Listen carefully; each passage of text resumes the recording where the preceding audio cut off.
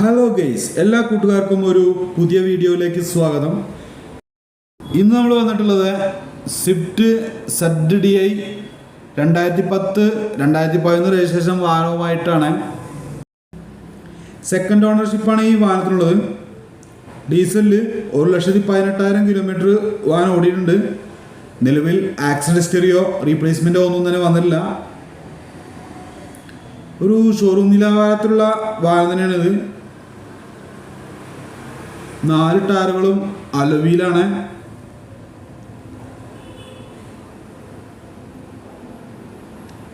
Break ലൈറ്റുകളാണെങ്കിലും അത്യാവശ്യം ഗ്ലേസും കൂടി കൂടിയിട്ടാണ് കാണാൻ കഴിയുന്നത്.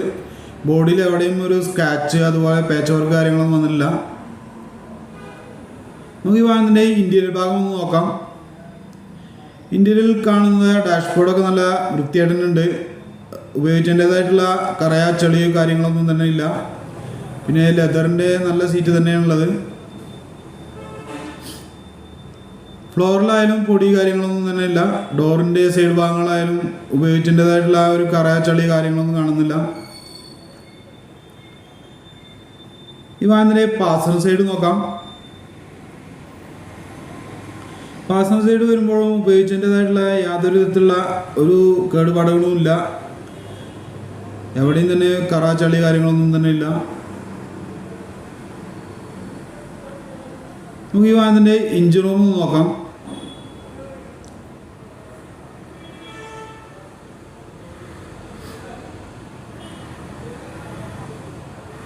എഞ്ചിൻ റൂമുകളിലോട്ട് വരുമ്പോൾ നമ്മൾ ആദ്യം നോക്കാൻ പോകുന്നത് അപ്രൈസർ കാര്യങ്ങളൊക്കെയാണ്.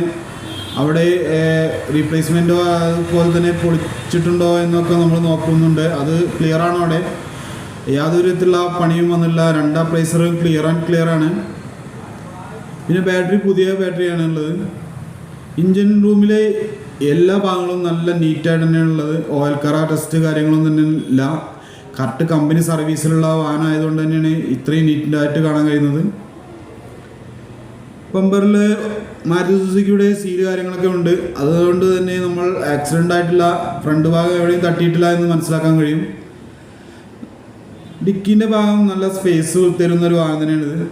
സ്വിഫ്റ്റ് ഡിസയർ ഒരു അലോയിലുള്ള ഒരു സ്റ്റെപ്പിനി ഉണ്ട്. പിന്നെ അതിന് അത്യാവശ്യം ടയറൊക്കെ ഉണ്ട്. പിന്നെ സ്റ്റെപ്പിനിരിക്കുന്ന ഭാഗങ്ങളായാലും തുരുമ്പ് കാര്യങ്ങളൊന്നും തന്നെ ഇല്ല. ഒരു ആവറേജ് ടയർ തന്നെയുള്ളൂ സ്റ്റെപ്പിനായിട്ടുള്ളത്. ഫ്രണ്ട് ടയറുകളൊക്കെ നല്ല ഗുഡ് കണ്ടീഷനാണ്. പുതിയ ടയറുകൾ തന്നെയാണ് ഈ വാഹനത്തിൻ്റെ ഫ്രണ്ടേജ്.